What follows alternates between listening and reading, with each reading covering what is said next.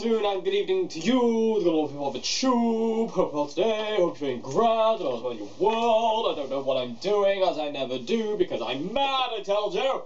Mad! Send the padded wagon down to my house immediately, for I must be interned in the asylum. Q&A Wednesday, let's get to question 1. Hello there, I see you've met my deranged twin brother, Ivad. He's nuts. I'll put him back in his cage. I'll feed him some fish heads later on. He'll be fine. Do not worry. Anyway, question 1 today for Q&A. How do you get the CR120 cranked? Sorry, everyone. And compressed, especially on the clean channel. You don't get the clean channel on the CR120 compressed at all. It's too clean. There's just no way of getting it to that kind of point where it's gonna accept certain things like the DS2 and the Ibanez Wire or stuff like that. It's just not going to happen. You can get a kind of nice distorted sound out of it, but the compression it gives is not the same as the dirty channel. It's not as smooth, it's a bit harsher. Well, it's a lot harsher actually. So yeah, you can't really get the clean channel to compress, but the dirty channel compresses anywhere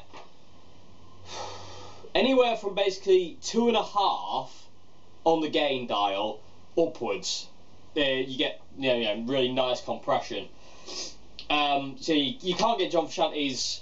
You can get John Frusciante's clean tone on the clean channel, but you can't use the distortion pedal for it. Like when I did my How Many Tones video, I had to wind my pickups like really high up to get the breakup I needed, like that kind of like semi-dirty clean sound that John has. I had to have my pickups super high to get the right amount of kind of like gain out of the clean channel. But even with that, the DS2 and the Ibanez and fuzz pedals and everything else didn't like that signal. It's still too clean. So dirty channel is the way to go. Gain, using the gain channel, using the gain dial anywhere between 2.5 and upwards. I mean, the highest I would go is 4, but I don't think you ever need to get that high. I would say the best part for John's tone is about 3.5, I would say. But yeah, you're not going to get a clean channel to compress at all. It's all in the dirty channel if you want to go for that kind of like, if you want to run John's pedals, get his clean sound and his pedal sound at the same time. You can get his clean sound out of the clean channel, but you can't get his distortion sounds. If that makes any sense. Hope that makes sense. And I hope it's answered your question. So yeah, moving on to question 2 now. Okay, so question 2 today is there a house player like Dave Gilmour or Mike McCready series coming? Probably not Dave Gilmour, as I'm not as clued in to him as other guitarists. He's not really on my radar, so to say, of guitarists. I love the man and I love his playing, but he's not really on my radar as much as, say, Jimi Hendrix, John Frusciante, Peter Green, people like that. But Mike McCready, I do have plans for a Mike McCready, Play Like Mike McCready series coming. Yes, I do. But whenever I get round to it, I don't know. I mean, I'm still waiting to get around to my Rory Gallagher one, my Paul Kossoff one, and Mike McCready's in there as well. So, fingers crossed. Fingers crossed. Well, hopefully one day. And your other question was, how do you get motivation and inspiration back? It's a really hard question to answer because from what I would say, it's difficult because inspiration and kind of like want to do it, like motivation to kind of want to do it, it kind of, I don't know how to word it. It's a really difficult question to answer because there's no real answer. I can't say do this, this and this and you'll be fine, because it doesn't work that way. I wish it did, I really do wish it did, but it doesn't work that way. It's not that simple for me to go, oh, it's this, this and this and you'll be fine. Inspiration and motivation has to come from internally. You've got to, if you've lost your want to do it, or you're losing the will to do it, then you might have to think about doing something else for a while and then coming back to it when you've got the motivation again. I think it's just a question of time more than anything else. I don't really feel there's anything I can say really other than studying different styles of music and learning different styles of music. I got a bit, I didn't get disillusioned, but I was kind of a bit bored with what I was playing, so I started looking into reggae. and Bob Marley and stuff like that, and learning how to play reggae stuff, which I can't really do. But I was more inspired by kind of like learning that stuff for a while than I was kind of John Frusciante or Jimi Hendrix. So looking into a different style, another style that you like, not a style you hate, is a cool thing. But again, if that's not gonna work, then literally just leave it for a while, and you know, if you know, it will come back around. You know, you'll maybe go one day, I really missed playing that, or playing this, or playing the other. So there's no real easy answer. There's no kind of there's not much I can really say that will give you I can say or do that to give you a motivation back to play. It doesn't work that way. It's all really down to like you really, and what goes around kind of thing. But I would recommend learning different styles, and a style you like, and reggae is such a cool kind of chilled out style to learn anyway. So but yeah, it's a really difficult question to answer because there's no real answer to it. It's difficult to answer how to get your motivation, and you kind of like, excuse me, you know, that yeah, I mean, motivation and inspiration are the same kind of thing really. So it is really, if it's gone, it will come back, but it might take time. You know, that's all I can say really. There's no magical cure for kind of writer's block, so to say, of, you know, guitarist's block, so to say. It's just a case of you know, just either getting on or leaving it, or learning something new really, or putting yourself into a situation you have to learn something new, or just doing something totally different with a guitar, you know, or not playing guitar at all, playing acoustic guitar if you play electric, switch to acoustic. You know, or switch to a different instrument altogether, learn piano or mandolin or banjo or anything like that. It's hard to say, really. There's no real answer. So anyway, I hope that's some form of an answer anyway. But I say, don't give up. You know, just take time away is the best thing. There's no point forcing it if it's not going to happen. If you force it, it'll just become a chore, and it's not worth that. So nothing's worth doing if you don't want to do it. It's just silly. It's counterproductive to living really. So, but yeah, I hope I've answered your question as best I can. I'm going to move on to question 3 now. Okay, so question 3 is sorry about the sniffling again. I'm still getting over my cold. I think it's going to be about another week until I stop actually sniffing and coughing and feeling still a little bit tired all the time. Anyway, enough on that nonsense. Question 3, more important stuff. When does John use his MXR Micro Amp around the By the Way era, and also does he use his big muff? I've heard he uses that for solos instead of a DS2. Honestly, we'll never know when John used his MXR. If you watch the Californication AOL sessions, he doesn't have it on until the solo, and then he turns it on, and you can hear it because it's a very distinctive sound. The MXR has a very distinctive sound. But other than that, I don't think he used it as much as people reckon he did. In my personal opinion, I really, having had an MXR Micro Amp and having experienced it and used it, it's not a pedal that, for John's tone, I ever really relied on. And just because it's there on his pedal board doesn't necessarily mean he's using it all the time, or it's on all the time. I don't think that's the way it was. I think he used it every now and again for certain solos, like for instance, like if he's doing Give It Away, for instance, after he and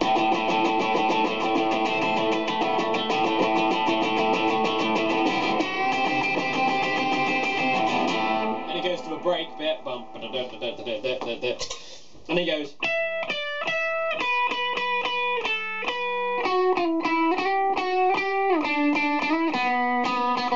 I think he would use it on single note clean lines like that just to big it up a little bit more, but as for it being on all the time, I highly doubt it. I highly doubt the MXR was used as much as people say it is.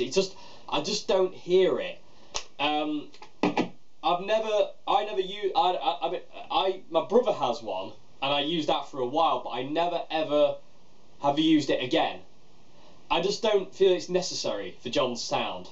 And I don't think he used it as much as people make out. Like I say, he definitely uses it to fatten out kind of clean, like little songs. But not all the time. So it's really hard to pinpoint down when he uses it and when he doesn't. And as for his big muff, I mean, it wasn't always a big muff pedal on his board that he used. He had the Boss fuzz for the Californication tour, which he used a lot in conjunction with the DS2, or just on its own, or just the DS2. It's John's pedal use is just how he felt at that point in time. It's not scripted. If he goes to like say a fuzz sound and he goes, I don't like the sound of that, he'll immediately turn on his DS2 and then turn the fuzz off. Because I feel his DS2, that kind of sound, that's his home. Because he's always had a DS2 since the Mother's Milk era. He's always had a DS2, so that's his happy place. And I think the fuzz pedals, he does use them, but it's down to when he feels like he wants to use them. Nothing scripted. He uses it when he wants to use it, kind of thing.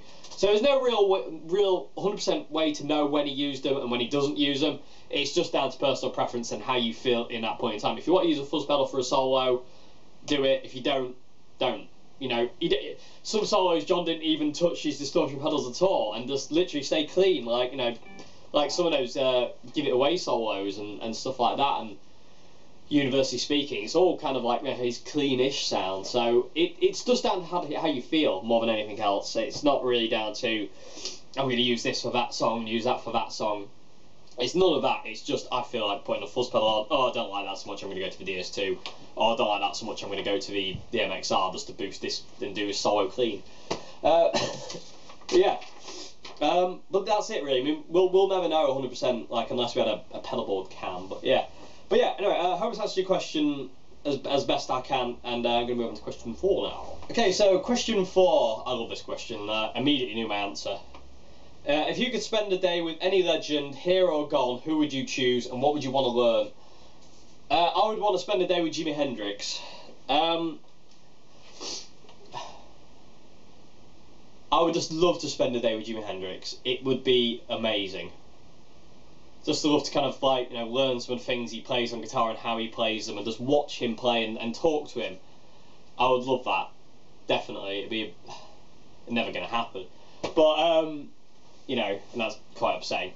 But it's funny, isn't it, how a man that I never met, or in any walk of life, or you watching this video, or anybody in the world, we've all got our heroes, and most of us will never meet them, either because they're no longer with us, or they're just well out of reach.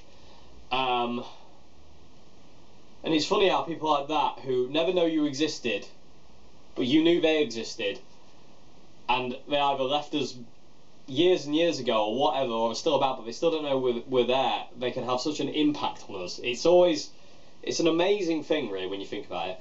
But yeah, I would love to spend the day with Jimi Hendrix, and I'd just love to learn everything I could from him. Imagine what you could learn from Jimi Hendrix and his years and in his brain. Imagine what you could learn. Unreal. But yeah, that's my answer to that one. As soon as I read the question on my emails, I know exactly who I'd like to spend the day with. And that might be surprising, because some people are like, oh, why don't you pick John Frusciante? It's like, because John Frusciante comes across as being a bit of a difficult person. So, and I don't know if he'd be... Jimmy always seemed to be a very, from what I've heard and what I've read, and from what people who knew him have said, you know, he seems like a very genuine, like, really very gentle, softly spoken, very polite kind of guy. John Frusciante, I get the impression he's a bit, well, from what I've heard, he's difficult. He's a very difficult character. So I would definitely spend a day with Jimi Hendrix. I'd love to meet John, but I'd be afraid to meet John. I wouldn't be afraid to meet Jimmy, but I'd be afraid to meet John, because you don't know what kind of day he's had. It's like, if he had a bad day, you're going to get it. If he has a good day, you're going to get some good stuff. But, you know, like, I think Dave Lee spoke about that. He's very, very sensitive, very emotionally kind of unstable. Sorry, everyone, my knee absolutely batters today. I've got a dodgy knee, so I do apologise. That's why I'm keep wiggling my knee about. But yeah, I would be a lot more comfortable meeting Jimi Hendrix and John Frusciante. But I'd love to meet John at some point. But, you know, whether that happens or not, we'll wait to see what the future holds. Anyway, moving on to question 5 now. Good gravy. Question 5 already? Last question of the day, everybody. Okay, so question 5. I keep writing a lot of riffs, but I struggle to finish songs. Any suggestions? Again, it comes down to kind of that comes back to that inspiration thing. It depends on how you're writing the riffs. If you're over-analysing, then yeah, that's kind of a bad thing. But what I would, I mean, I'm not I'm not a great songwriter at all, so it's difficult to answer this one. But what I would say is, just try and feel out where that riff goes. Let's come up with a riff quickly. Let's pick a key. Let's pick the key of B. Let's kick the key of B. Get out, B. Anyway, let's do a riff quick.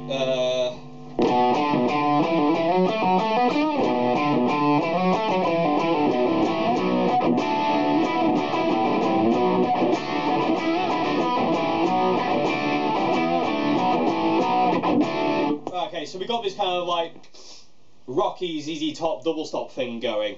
So that's just riff. Where's that going to go from there? What are we going to do with it? We're going to how am I going to get like a chorus? If that's a verse,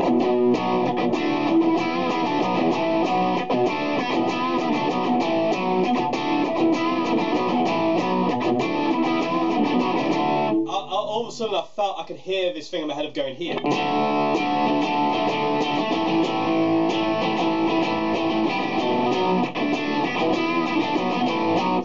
Just try, like, I don't know how well that was explained, but feel the song out, feel where it needs to go, and just feel, like, try and kind of like hear what try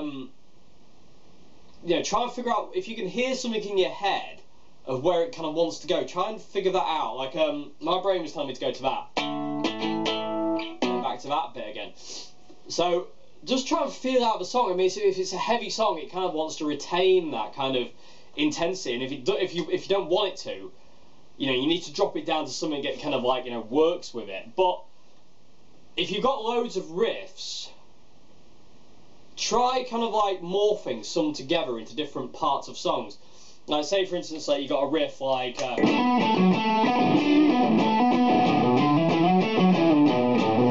say something like that, and then you go, well, I wanted that for the verse, but what am I going to, and I've got this other riff for the chorus, but it's in a different key. Say for instance, you got a riff in G that goes, and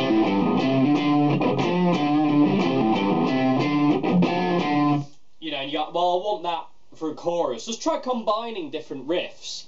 So you go, right, I'm going to have that for the chorus, that for the thing, but obviously change the key.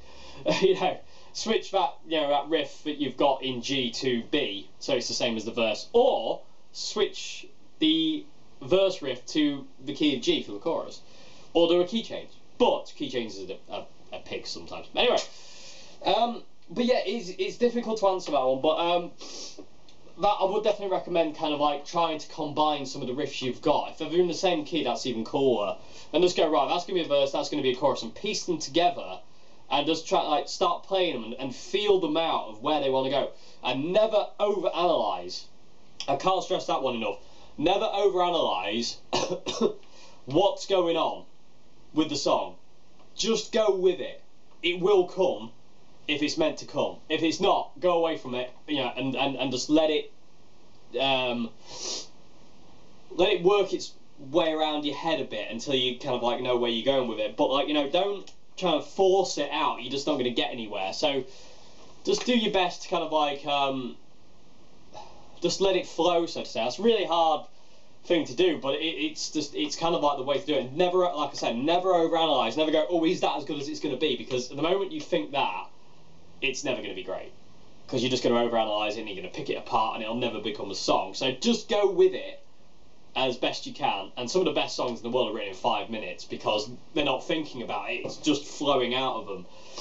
So yeah, just go with it is my best advice there, and just try and piece together riffs you've got. You also said, is there any advice you would give to a 16-year-old starting a band? Okay, so sorry about that everyone, camera glitchy there, but you also said, do I have any advice for a 16-year-old starting a band? Yes. What I would say is just get together with like-minded people who play instruments, whether it's just another guitarist or a bass player or a singer or a drummer, and just get together in a room and just jam and just play about, you know, with no pressure, no goals on trying to get famous or get big or gig or what this, that and the other, or try and be the next big thing or whatever. Just get in a room with somebody else who plays an instrument and just have fun. Forget everything else, forget the world, forget all the problems and horribleness of whatever's going on. Just get together and just play music and forget the rest. And a band will form from that. But you need that initial thing of just jamming and seeing how it goes. Jumping into kind of like, you know, I'm going to have a band and we're going to do this and this and this always creates problems, because you've got to find people who want to do that thing. Whereas if you just get together with people and you just jam whatever, it doesn't matter. You know, it doesn't matter. You never know. You might get somebody who's totally into heavy rock, and you might get a guitarist who's into blues, and then you get your own, and you might get a bass player who's into funk, and you might get your own sound out of that thing. You know, it's, you know, you might get funky rock blues. It's all down to kind of like different, you know, personalities, but that only comes from jamming. There's no unless you've kind of like, you know, you know exactly what you want to do, but that can always be problematic, trust me. But yeah, I mean, just have fun. Just have fun. Just play and have fun, and don't overanalyze it, like I said, for the songwriting thing. Don't think about being the next Foo Fighters or whatever. Just have fun, forget everything else, and just love it for what it is. Sorry about that. Somebody was at the door. I had to go and answer the door, but yeah, like I said, you know, just get the band thing. Just get together and just have fun. Just play for the fun of it. Don't play for any other reason. Just play for fun. And whatever will be from that point on. You know, and you can step it up when you need to step it up. But to that point, just have fun, and then proceed to have fun after that. Because that's what it is really at the end of the day. It's just a way to, it relieves stress and just gets, you know, a lot of problems out. But anyway, I hope I answered your questions. I hope I answered the question okay, and I hope I answered everybody else's questions okay. Yeah, and I'll see you again on Friday for another video. I've got a pedal to show you. It's up here, but you can't see that just yet. It's an interesting pedal because I'm not sure of its application. I kind of know where I know how I'm gonna do it, but I'm a bit confused by it. But anyway, yes, hope you enjoyed the video. I'll see you again. Have a great morning, afternoon, good evening. Goodbye now. Have a great one.